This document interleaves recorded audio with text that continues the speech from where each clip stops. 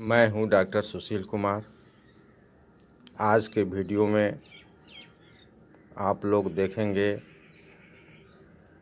Human female reproductive system, मानव स्त्री प्रजनन तंत्र में होने वाले सामान्य बीमारियों के बारे में। क्लास 12 बायोलॉजी चैप्टर 3 का प्रश्न है, जिसमें महिलाओं में सामान्य बीमारियां जो होता है उसके संदर्भ में दिया गया है यह प्रश्न। तो देखें क्वेश्चन नंबर 5।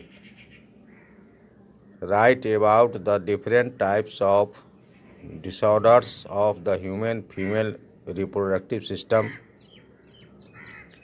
विभिन्न प्रकार के जो disorders human female reproductive system में होते हैं उसका वर्णन करना है।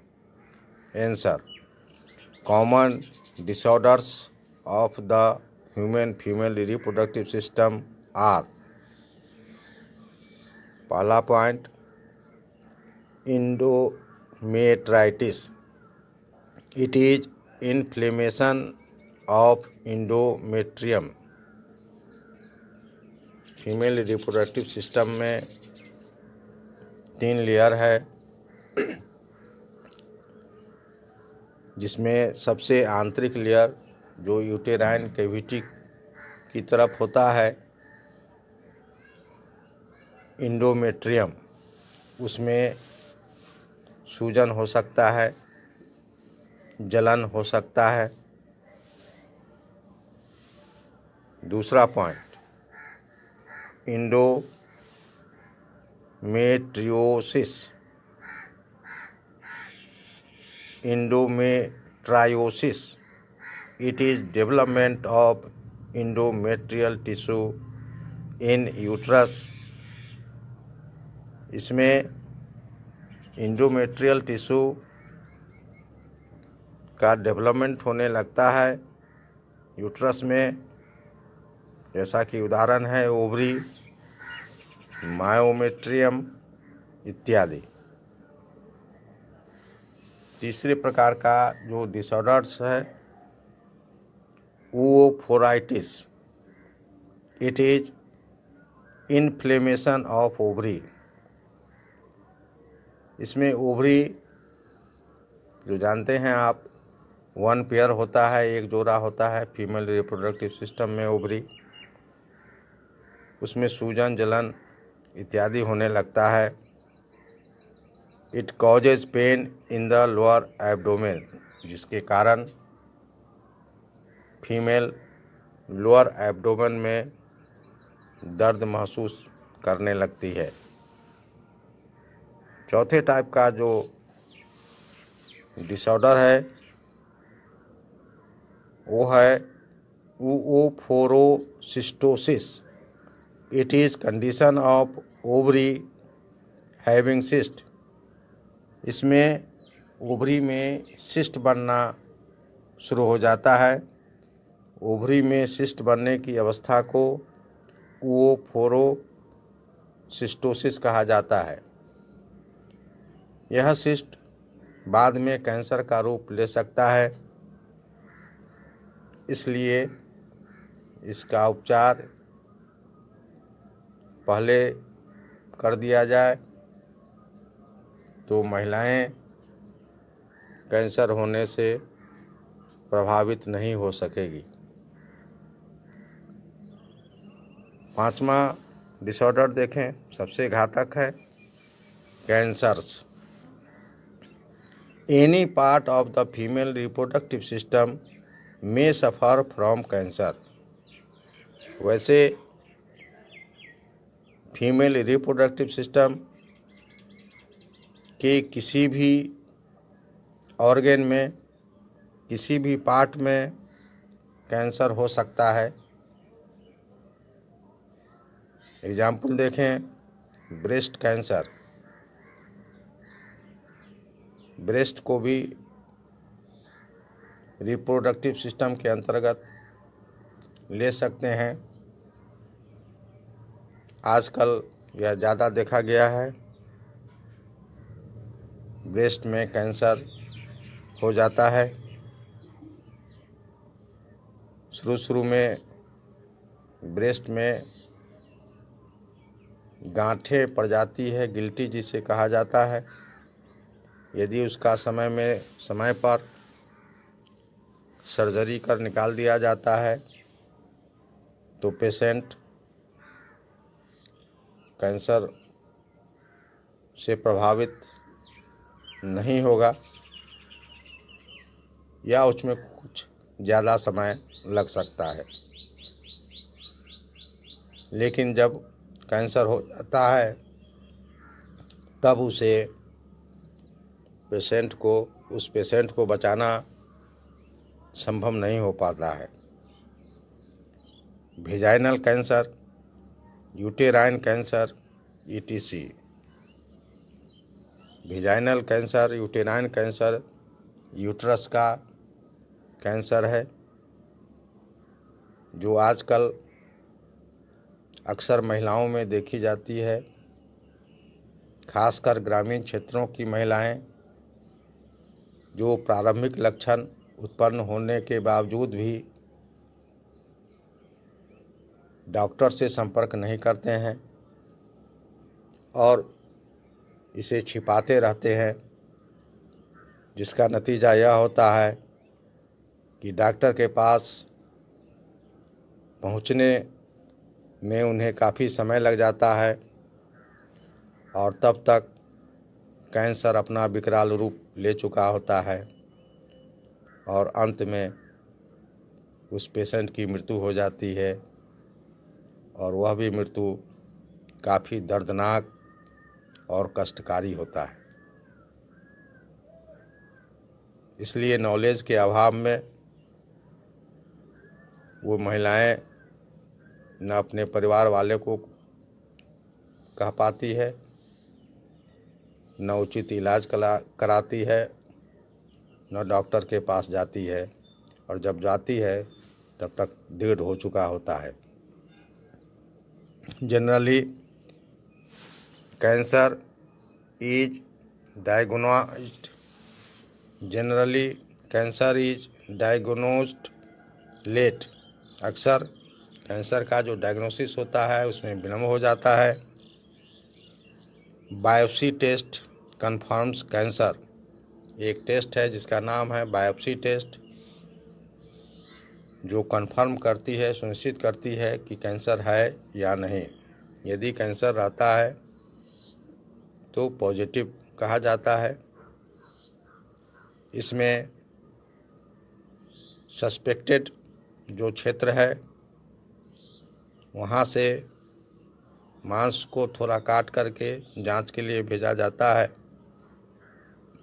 और रिपोर्ट आने पर पता चलता है कि पेशेंट पॉजिटिव है या नेगेटिव, यानी कैंसर है या नहीं। छठा डिसऑर्डर देखें, ectopic pregnancy. Implantation of embryo at a place other than uterus is called ectopic pregnancy. Implantation जब फर्टिलाइजेशन के बाद जायगोट का डिवीज़न होता है और वह 32 से 64 सेल की अवस्था में आता है, जिसको हम ब्लास्टोसिस्ट कहते हैं, तो उस अवस्था में इम्प्लांटेशन डॉक्टर द्वारा किया जाता है। और जब वह इम्प्लांटेशन यूट्रस के अतिरिक्त किसी दूसरे भाग में किया जाता है तो उसे एक्टोपिक प्रेगनेंसी कहते हैं। The common form is tubal pregnancy where implantation occurs in oviduct. As the fetus grows in size, it ruptures the oviduct, requiring immediate surgical removal.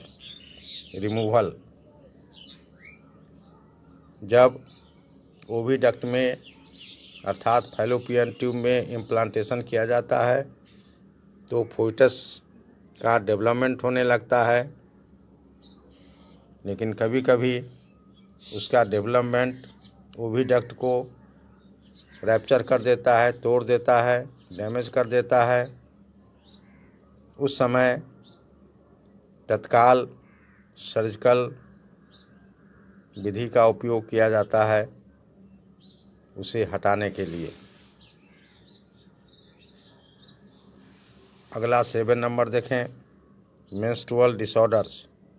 They include amenorrhoea, menorrhagia etc. यदि menstrual disorder होता है, menstrual cycle का जो time होता है, उसका जो cycle चलता है वह 28 डेज में समाप्त हो जाता है, कभी कभी 29 डेज। यदि इसमें गड़बड़ी होती है तो उसे मेंस्ट्रुअल डिसऑर्डर कहते हैं। 8वां देखें, इनफर्टिलिटी।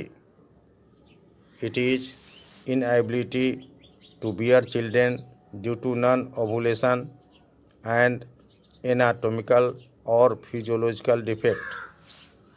Infertility में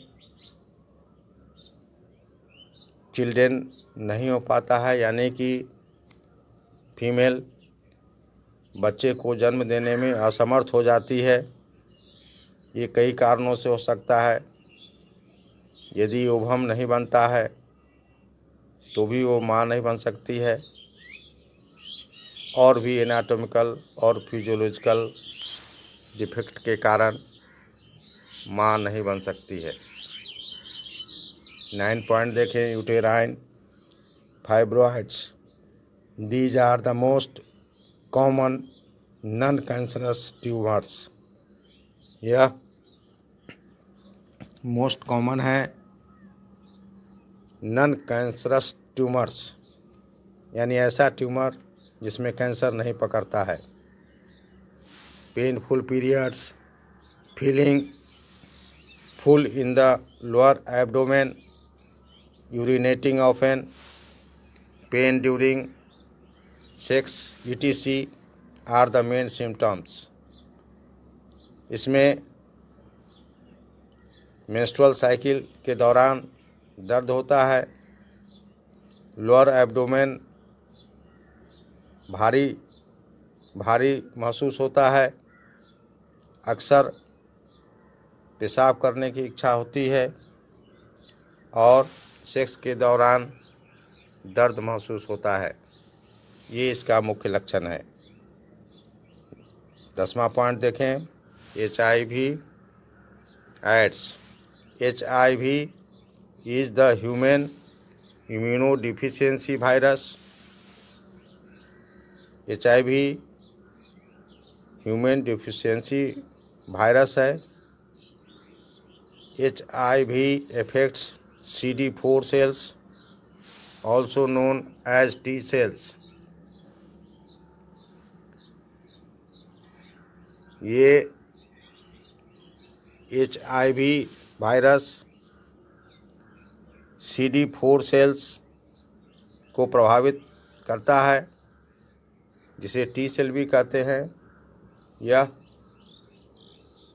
रोग प्रतिरोधक सेल है, रोग से लड़ने का क्षमता इसमें होता है। HIV is the virus that can lead to AIDS. इसी HIV वायरस के कारण एड्स होता है। This is not curable. इसका कोई इलाज नहीं है, यह क्यूरेबल नहीं है।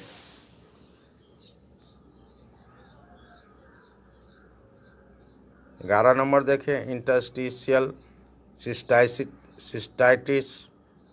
12 number, polycystic ovary syndrome. 13 number sexually transmitted diseases STDs। यहाँ पर जो लास्ट वाला एस है उसे थोड़ा नीचे करके लिखेंगे, ETC। सेक्सुअली ट्रांसमिटेड डिजीज ये मेल से फीमेल में या फीमेल से मेल में संक्रमित होता है। यदि कोई मेल सेक्सुअली ट्रांसमिटेड डिजीज से प्रभावित है और वह फीमेल पार्टनर से मिलता है तो जो फीमेल स्वस्थ है उसे भी STD हो जाएगा। यदि कोई फीमेल पार्टनर है उसमें STD के लक्षण हैं, STD से प्रभावित है, तो मेल पार्टनर जो स्वस्थ है उसको भी उससे ये बीमारी हो जाता है। तो यह STD है वह सेक्स के कारण ही मेल से फीमेल या फीमेल से मेल को होता है। और भी कई कारण है STD होने का। STDs are infections that a person can get from having sex with infected persons, male from female or female from male, is that from opposite sex partner which is suffering from AIDS। तो आज के video में इतना ही। मेरे video को like करें, share करें